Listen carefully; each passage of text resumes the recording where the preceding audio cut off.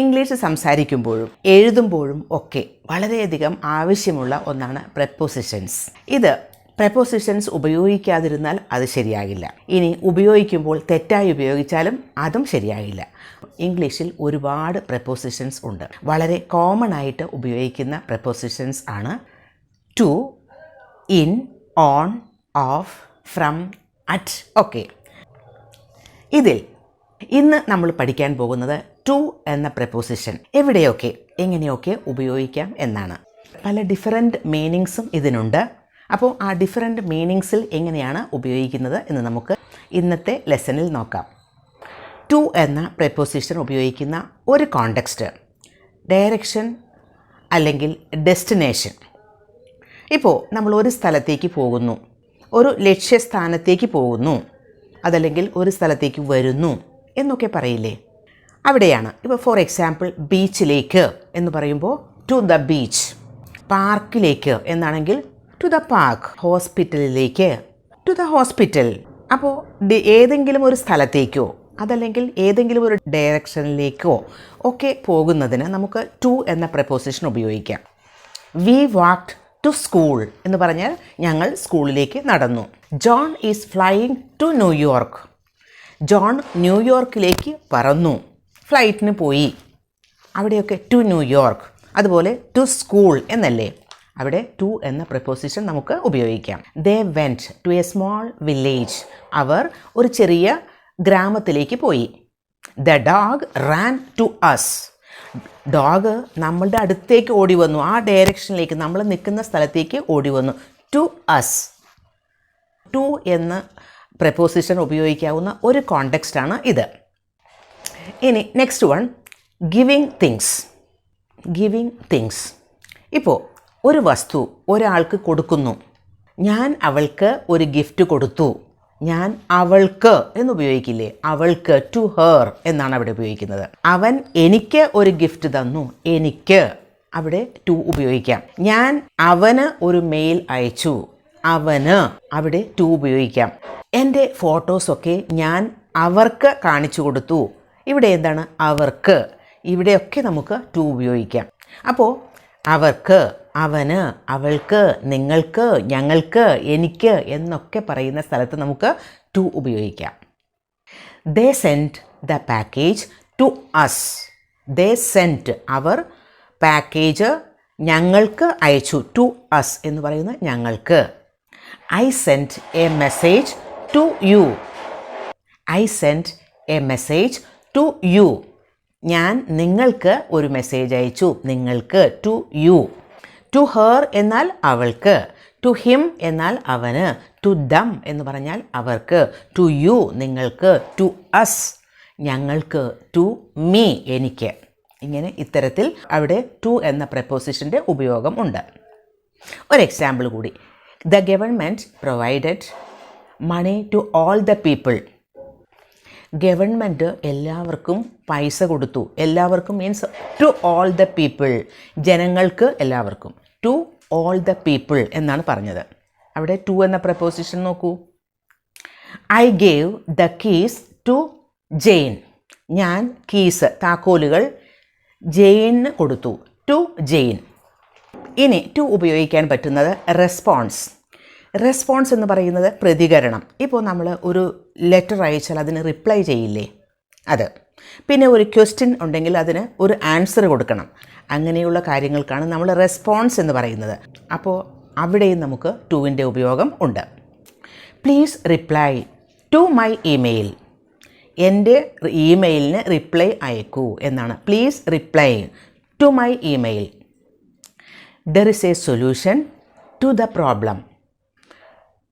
ഒരു സൊല്യൂഷൻ ഉണ്ട്, ഒരു പരിഹാരം ഉണ്ട് ആ പ്രോബ്ലത്തിന്, ആ പ്രശ്നത്തിന് ഒരു പരിഹാരം ഉണ്ട്. There is a solution to the problem. To. Did he give the answer to the question. ക്വസ്റ്റ്യന് അവൻ ആൻസർ ചെയ്തോ എന്നാണ്. To the question, to the email, to the question, to the problem. Next, impressions. നമുക്ക് ഒരു കാര്യം കാണുമ്പോൾ നമുക്ക് തോന്നുന്ന ഒരു രീതി, ചിലപ്പോൾ അത് നമുക്ക് വളരെ സുന്ദരമായി തോന്നാം. മനോഹരമായി തോന്നാം, പക്ഷേ മറ്റു ചിലർക്ക് അത് അത്രയ്ക്ക് മനോഹരമായി തോന്നില്ല. അപ്പോൾ ഓരോരുത്തർക്ക് തോന്നുന്ന രീതിയിൽ, അതാണ് impression. For example, it looks beautiful to her. അവൾക്ക് അത് മനോഹരമായി തോന്നുന്നു. ഇറ്റ് ലുക്സ് ചിലപ്പോൾ ഒരു പെയിൻറ്റിങ് ആയിരിക്കാം, അല്ലെങ്കിൽ എന്തെങ്കിലും ഒരു നല്ല കാര്യം, അത് കണ്ടപ്പോൾ അവൾക്കത് മനോഹരമായി തോന്നുന്നു. It looks beautiful to her. To her, അവിടെ ടു എന്ന പ്രപ്പോസിഷൻ നോക്കൂ. That seems amazing to me. അത് എനിക്ക് അമേസിംഗ് ആയിട്ട്, അത്ഭുതകരമായിട്ട് തോന്നുന്നു. ആർക്കാണ്? എനിക്ക്. To me.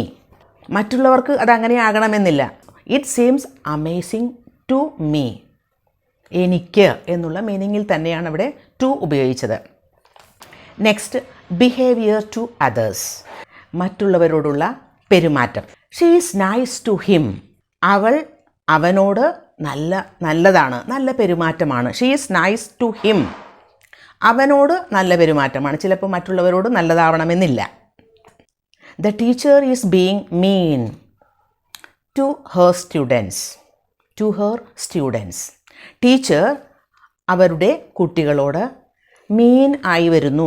കുറച്ചൊരു നല്ല ബിഹേവിയർ അല്ല, ഒരു റൂഡായിട്ട് വരുന്നു, ഒരു ദയയില്ലാത്ത ആളായിട്ട് വരുന്നു എന്നർത്ഥം. Teacher is being mean to her students. To her students, സ്റ്റുഡൻസിനോട് എന്ന മീനിങ് ആണ്. Always be kind to animals. എപ്പോഴും മൃഗങ്ങളോട് ദയയുള്ളവരായിരിക്കുക. Always be kind to animals. ഇവിടെയൊക്കെ ആനിമൽസിനോട്, സ്റ്റുഡൻസിനോട്, അവനോട്, അവളോട് എന്ന മീനിങ്ങിലാണ് നമ്മൾ ടു എന്ന പ്രപ്പോസിഷൻ അവിടെയൊക്കെ ഉപയോഗിക്കുന്നത്. ഇനി അടുത്തത്, ഒരു സ്ഥലത്ത് നിന്ന് വേറൊരു സ്ഥലത്തേക്ക് പോകുന്നതിന് ഫ്രം ടു എന്ന് പറയില്ല. ഇപ്പോൾ ബോംബെ മുതൽ ഡൽഹി വരെ, എറണാകുളം മുതൽ ചെന്നൈ വരെ എന്നൊക്കെ പറയില്ലേ. ഫ്രം ടു, അവിടെ ഒരു ടുവിൻ്റെ ഉപയോഗമുണ്ട്, വരെ എന്ന അർത്ഥത്തിൽ. The train runs from Mumbai to Delhi. ഈ ട്രെയിൻ ഓടുന്നത് ഡൽഹിയിൽ നിന്ന് മുംബൈ വരെയാണ്. മുംബൈ വരെ, to Mumbai. We went from Ernakulam to Chennai. To Chennai. ഞങ്ങൾ എറണാകുളത്ത് നിന്നും ചെന്നൈയിലേക്ക് പോയി. ഇവിടെ ചെന്നൈയിലേക്ക്, ചെന്നൈ വരെ എന്നുള്ള മീനിങ് ആണ്. എറണാകുളം മുതൽ ചെന്നൈ വരെ പോയി എന്നുള്ള മീനിങ് ആണ്. ചെന്നൈ വരെ, ടു ചെന്നൈ എന്ന് പറയുമ്പോൾ ചെന്നൈ വരെ. ടു ഡൽഹി എന്ന് പറയുമ്പോൾ ഡൽഹി വരെ എന്നുള്ള മീനിങ്ങിലാണ് നമ്മളവിടെ ടു ഉപയോഗിക്കുന്നത്. ഇനി ടൈം ഡ്യൂറേഷൻ. 9 മണി മുതൽ 10 മണി വരെ, രാവിലെ 8 മണി മുതൽ വൈകുന്നേരം 10 മണി വരെ എന്നൊക്കെ പറയില്ലേ. ആ ഒരു ടൈം ഡ്യൂറേഷൻ പറയുന്നതിന് നമുക്ക് ടു ഉപയോഗിക്കാം. The shop is open from 10 AM to 9 PM. Shop open ആയിരിക്കും 10 AM മുതൽ രാത്രി 9 മണി വരെ എന്നുള്ള മീനിങ്ങിലാണ് അവിടെ ടു ഉപയോഗിക്കുന്നത്. ഇനി എ റേഞ്ച് ഓഫ് നമ്പേഴ്സ്. വളരെ കൃത്യമായിട്ടല്ല, അപ്രോക്സിമേറ്റ് നമ്പേഴ്സ് പറയുന്നതിനും നമുക്ക് ടു ഉപയോഗിക്കാം. ആ മീറ്റിങ്ങിൽ ഒരു 40 മുതൽ 50 വരെ ആളുകളുണ്ടായിരുന്നു. അപ്പോൾ നമ്മളൊരു ചെറിയ നമ്പറിൽ നിന്ന് മുകളിലേക്കുള്ള, ലോവർ നമ്പർ ടു ഹയർ നമ്പറാണ് പറയുന്നത്. ഇന്നലത്തെ പാർട്ടിയിൽ ഒരു 100 മുതൽ ഒരു 150 വരെ, അതായത് 100 മുതൽ 150 വരെ ആളുകളൊക്കെ ഉണ്ടായിരുന്നു എന്ന് പറയില്ലേ. കൃത്യമായിട്ട് നമുക്കറിയില്ല. അപ്പോൾ ഒരു റേഞ്ച് ഓഫ് നമ്പേഴ്സാണ് നമ്മൾ പറയുന്നത്. There are 40 to 50 people at the party. It takes 3 to 4 years for a grape wine to produce grapes. ഒരു ഗ്രേപ്പ് വൈൻ, ഒരു മുന്തിരി വള്ളിക്ക് മുന്തിരികൾ ഉണ്ടായി തുടങ്ങാൻ ഒരു 3 to 4 years എടുക്കും എന്നാണ്. 3 ആണോ 4 ആണോ എന്ന് കൃത്യമായിട്ട് നമുക്ക് പറയാൻ പറ്റുന്നില്ല. അപ്പോൾ 3 to 4 years. 3 to 4 years. That will cost 70 to 90 rupees. ഒരു വസ്തുവിൻ്റെ വില പറയുമ്പോൾ നമുക്കതിൻ്റെ വില കൃത്യമായിട്ട് അറിയില്ല. അപ്പോൾ it will cost 70 to 90 rupees. കൃത്യമായിട്ട് 70 ആവാം, 90 ആവാം, അതല്ലെങ്കിൽ അതിനിടയ്ക്കുള്ള ഒരു നമ്പർ ആകാം. അതാണ് 70 to 90. അപ്പോൾ ഒരു റേഞ്ച് ഓഫ് നമ്പേഴ്സ് പറയുമ്പോൾ നമുക്ക് അങ്ങനെ ഉപയോഗിക്കാം. Next, connections. ഒരു വസ്തു വേറൊരു വസ്തുവുമായിട്ട് കണക്റ്റ് ചെയ്തിരിക്കുന്നു എന്ന് പറയില്ലേ. ഏതെങ്കിലും തരത്തിൽ അതൊരു ബന്ധിപ്പിച്ചിരിക്കുന്നു എന്ന് പറയുമ്പോഴും ടു ഉപയോഗിക്കാം. The battery is connected to the terminal. Battery ടെർമിനലിനോട് കണക്ട് ചെയ്തിരിക്കുന്നു. To the terminal. I stapled the paper to the bulletin board. ഞാൻ പേപ്പർ ബുള്ളറ്റിൻ ബോർഡിനോടുകൂടി ബന്ധിപ്പിച്ചു, സ്റ്റേപ്പിൾ ചെയ്ത് വെച്ചു.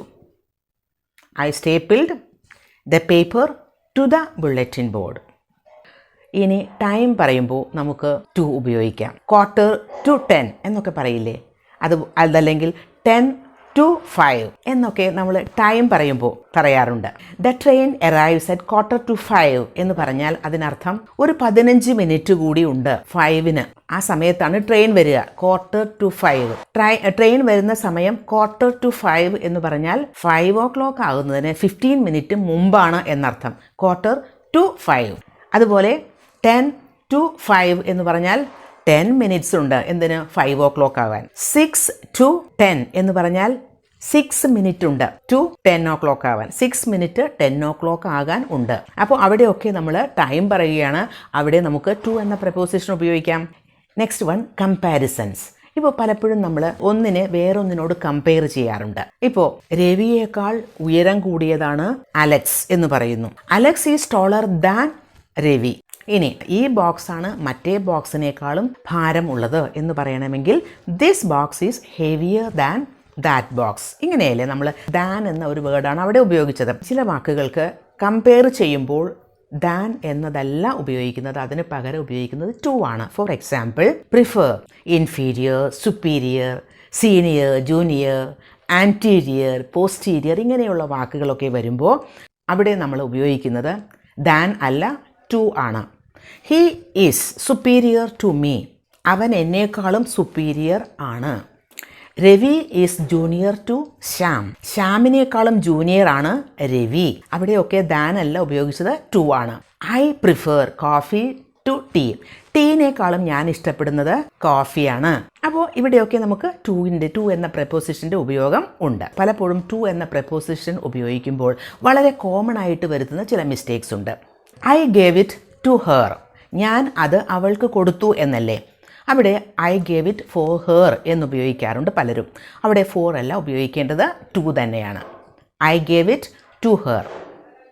അതേപോലെ I am going to home എന്നുപയോഗിക്കാറുണ്ട്. അവിടെ ടു എന്ന പ്രപ്പോസിഷൻ ആവശ്യമില്ല. ഐ ആം ഗോയിങ് ഹോം എന്ന് പറഞ്ഞാൽ മതി. ഐ ആം ഗോയിങ് ഹോം ആണ് കറക്റ്റ്. പിന്നെ I am going to my home എന്ന് പറയാം, അത് കറക്റ്റാണ്. I am going home. I am going to my home. My home എന്ന് പറയുമ്പോൾ ടു മൈ ഹോം എന്ന് ഉപയോഗിക്കാം. അതല്ലാതെ I am going to home എന്ന് പറയാൻ പാടില്ല. അപ്പോൾ ഇന്നത്തെ ടു എന്ന ഒരു ടോപ്പിക്, പ്രപ്പോസിഷനായിട്ട് ടു ഉപയോഗിക്കുമ്പോൾ എങ്ങനെയൊക്കെ എവിടെയൊക്കെ ഉപയോഗിക്കാൻ പറ്റും എന്ന് മനസ്സിലാക്കിയിട്ടുണ്ടാകും അല്ലേ?